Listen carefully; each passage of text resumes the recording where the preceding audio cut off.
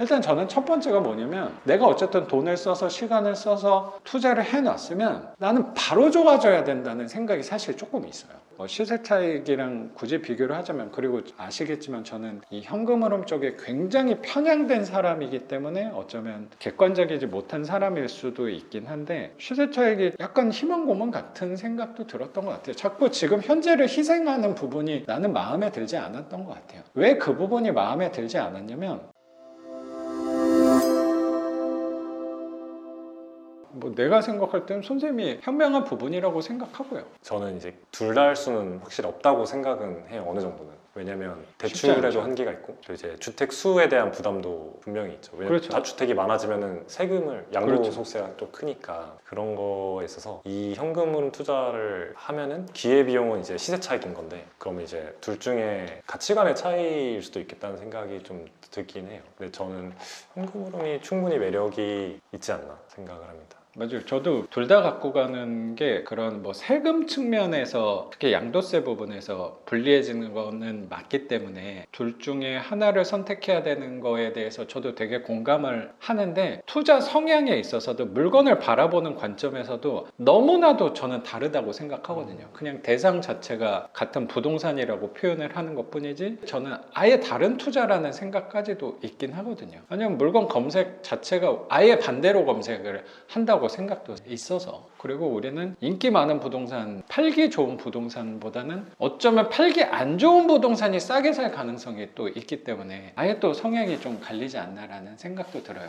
그거를 양립하기 약간 어렵다고 생각하는 게, 이 관점하고 이 관점을 동시에 생각하는 건 나는 이거는 거의 쉽지 않은 부분이 아닐까. 좌뇌와 우뇌를 이게 동시에 이게 쓰기가 조금 어렵지 않을까라는 생각도 조심스럽게 드는 부분도 있는 것 같아요. 그 부분도 나는 선생님이 얘기했던 것 중에 되게 인상이 많이 남아서, 선생님이 뭘 해야 될지 막 찾다가 이런 모임도 되게 많이 하셨다고. 그때 성공한 사람도, 부자, 돈 많이 벌고 이런 사람도 만났는데, 그분이 뭐 시세 차익 쪽에서 어느 정도 이뤘던 분이라는 식으로 제가 이해를 했거든요. 차에서인가 한번 얘기했던 것 그때 같은데, 임장을 하는 수업날 제가 바로 전날인가, 그렇죠?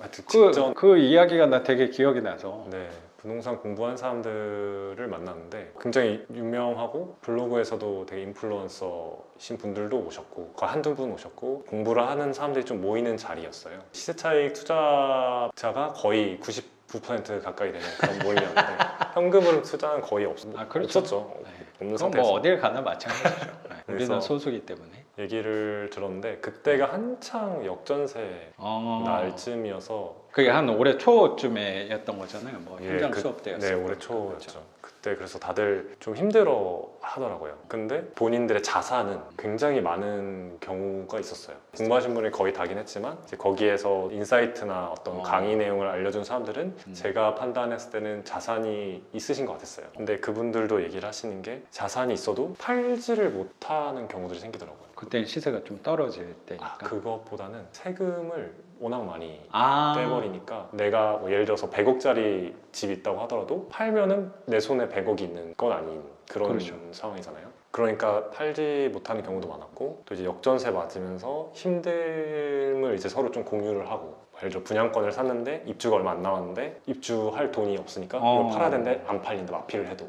이런 얘기도 듣고, 그런 얘기를 들으니까 이게 자산 가치가 높아도 그렇게 내가 생각하는 것보다 삶이 많이 바뀌진 않겠구나 라는 느낌을 좀 받았어요. 내가 100억짜리 아파트에서 뭐 세를 주고 내가 뭐 딴 데 산다 하더라도 내가 생활이 달라질까? 회사를 그만두거나 그럴 수 있을까? 생각해보면 그건 좀 아니어서, 제가 추구하는 삶의 어떤 모습이랑 조금 다르다, 저 사람들은. 그걸 그때 좀 느꼈습니다. 선생님도 그 방향성에 대해서 고민을 하고 있을 때 시세 차익에서 어느 정도 이루신 분들을 봤는데, 그게 이런 시기에도 영향을 많이 받는 것 같고, 세금적인 부분에서도 좀 불편하다고 생각이 들고, 그렇게 크게 내가 와닿지 않았다는 생각. 물론 그분들의 삶을 제가 다 아는 건 아니지만, 그렇죠.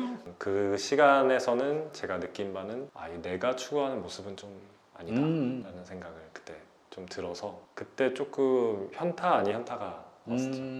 그러니까 나는 자연스럽게 투자를 시작하게 된 계기가 현금 흐름이 필요하다는 갈증 때문에 이 방향으로 아예 들어서서 그쪽에 대해서 비교하거나 어디를 가야 되나 따질 시간도 없었다고 생각도 들긴 하거든요. 근데 우연치 않게 현금 흐름 쪽으로만 꾸준히 힘을 쓰게 되면서 시세 차익에 대해서 오히려 뒤늦게 알게 된 것 같아요. 보통은 요새 투자가 너무 일반화가 되니까, 그리고 저 같은 유튜버들이 권장을 또 많이 하니까 정보가 너무 많다 보니까 정보의 이 풍요 속에서 너무 많은 정보 때문에 선택을 하기 어려워지는, 오히려 그 어려움도 있다는 생각도 드는 것 같아요. 그러면 현금 흐름 해야 되냐 시세 차익을 해야 되냐 이렇게 생각을 했을 때 제 나름대로는 투자를 할 때 중요한 부분이, 우리도 미래를 보면서 가는 건 되게 중요하다고 생각하고 멀리 보고 우리도 분명히 하는 게, 선생님도 양주 장흥면 이쪽을 투자하면서 지금 보이는 이 모습만 보고 한 거는 나는 당연히 아니라고 생각도 하거든요. 지금 모습하고 30년 뒤에 이 양주 모습이 같다고 생각하는, 그게 오히려 말도 안 되고 이상한 일이라고 생각하는 그 밑바탕은 항상 깔고 가는 거는 저도 분명히 있단 말이에요. 우리 현금 흐름 투자자도 그 부분은 중요하다고 생각하는데, 일단 저는 첫 번째가 뭐냐면, 내가 어쨌든 돈을 써서 시간을 써서 투자를 해놨으면 나는 바로 좋아져야 된다는 생각이 사실 조금 있어요.